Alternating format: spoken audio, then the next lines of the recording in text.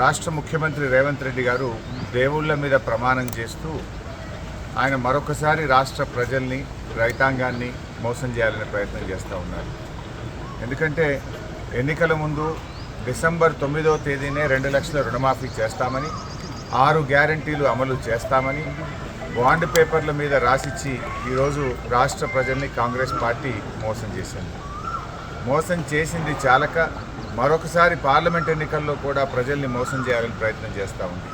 ఎందుకంటే ఈరోజు రాష్ట్రంలో ప్రజలు కాంగ్రెస్ పార్టీ మీద, ఆ ప్రభుత్వం మీద నమ్మకాన్ని కోల్పోయారు.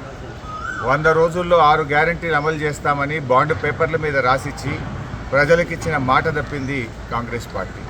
ఒక్క విషయంలో కాదు, డిసెంబర్ 9వ తేదీనే 2 లక్షల రుణమాఫీ చేస్తామని, తొలి సంతకం 6 గ్యారంటీల మీద చేస్తామని, అసెంబ్లీలో చట్టబద్ధత తెస్తామని, 100 రోజుల్లో అమలు చేసి తీరుతామని, చివరికి సోనియా గాంధీ గారి చేత కూడా రాష్ట్ర ప్రజలకు లేఖ రాయించారు. కానీ ఈరోజు మాట తప్పినటువంటి కాంగ్రెస్ ప్రభుత్వం మళ్ళీ పార్లమెంట్ ఎన్నికల్లో ప్రజల్ని మోసం చేయడానికి ఇంకేమీ లేక ఈరోజు దేవుణ్ణి కూడా వాడుకుంటున్నటువంటి పరిస్థితి ఉన్నది. అంటే బాండ్ పేపర్ల కాలం చెల్లింది, బాండ్ పేపర్ల మీద ప్రజల్ని మళ్ళీ మోసం చేయలేమని చెప్పి చివరికి దేవుణ్ణి వాడుకున్నటువంటి పరిస్థితి.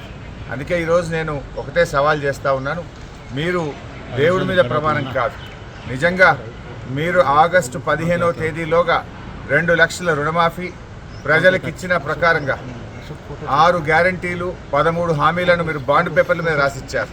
వాటన్నింటినీ ఆగస్టు 15వ తేదీలోగా మీరు అమలు చేసినట్టయితే నేను నా శాసన సభ్యత్వానికి రాజీనామా చేసి తిరిగి ఉప ఎన్నికల్లో పోటీ కూడా చేయను అని చెప్పి ముఖ్యమంత్రి గారికి సవాల్ వేశాను. ముఖ్యమంత్రి గారు కూడా గన్ పార్క్కి వచ్చి మేధావుల సమక్షంలో తన రాజీనామా పత్రాన్ని కూడా మేధావులకు అందించాలని చెప్పి నేను డిమాండ్ చేశాను. ఆయనే ముందు నన్ను అడిగాడు, హరీష్ నీ రాజీనామా పత్రం జేబులో పెట్టుకోమని. నేను నా రాజీనామా పత్రం తీసుకొని ఈరోజు గన్ పార్క్ దగ్గరికి బయలుదేరుతా ఉన్నాను. మీరు రండి, మీ రాజీనామా పత్రం పెట్టండి, నా రాజీనామా పత్రం మేధావుల చేతిలో పెడదాం. ఒకవేళ మీరు అమలు చేసినట్టయితే నా రాజీనామా పత్రాన్ని స్పీకర్ గారికి పంపిస్తాము, మీరు అమలు చేయలేకపోతే మీ రాజీనామా పత్రాన్ని గవర్నర్ గారికి పంపించండి. అప్పుడు ప్రజలకు నమ్మకం కలుగుతుంది. లేదంటే నువ్వు మళ్ళొక్కసారి రాష్ట్ర ప్రజల్ని మోసం చేస్తున్నావని, పార్లమెంట్ ఎన్నికల కోసం దేవుడి మీద ప్రమాణాలు చేస్తున్నామని చెప్పి ప్రజలు స్పష్టమవుతుంది. ఎందుకంటే మీకు అలవాటు, గతంలో కూడా కొడంగల్లో ఓడితే రాజకీయ సన్యాసం తీసుకుంటామని మాట తెప్పిన చరిత్ర మీకున్నది. అసెంబ్లీ ఎన్నికల్లో ప్రజలకు ఇచ్చిన మాట నిలబెట్టుకొని చరిత్ర మీకున్నది.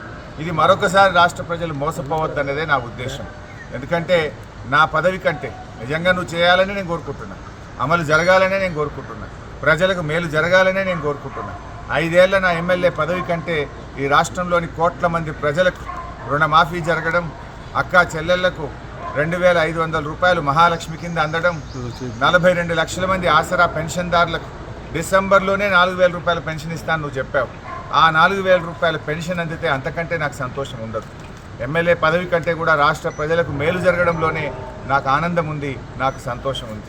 ఇలా ప్రతిపక్షంగా మా బాధ్యతనే మిమ్మల్ని అడగడం, కానీ ఇలా మీరేందంటే ప్రతీకార చర్యలకు పాల్పడుతూ ఉన్నారు.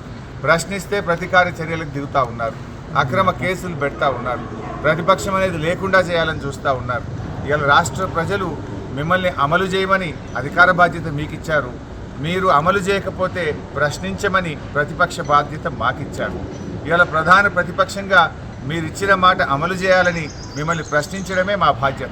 మేము ఒకవేళ ప్రశ్నించకపోతే రాష్ట్ర ప్రజలు మాకిచ్చిన బాధ్యతను మేము నిర్వర్తించని వాళ్ళం అవుతాం, మేము ఫెయిల్ అయిన వాళ్ళం అవుతాం. అందుకే ఇవాళ రాష్ట్ర ప్రజల కోసం, రాష్ట్రంలో మరి బడుగు బలహీన వర్గాల కోసం, పేదల కోసం, మహిళల కోసం, రైతుల కోసం నేను రాజీనామాకు సిద్ధపడ్డా. కనీసం ఈ ప్రయత్నం ద్వారానైనా ముఖ్యమంత్రి గారు ఇవన్నీ అమలు చేస్తారని ఆశిస్తున్నా, ప్రజలకు మేలు జరుగుతుందని ఆశిస్తున్నా.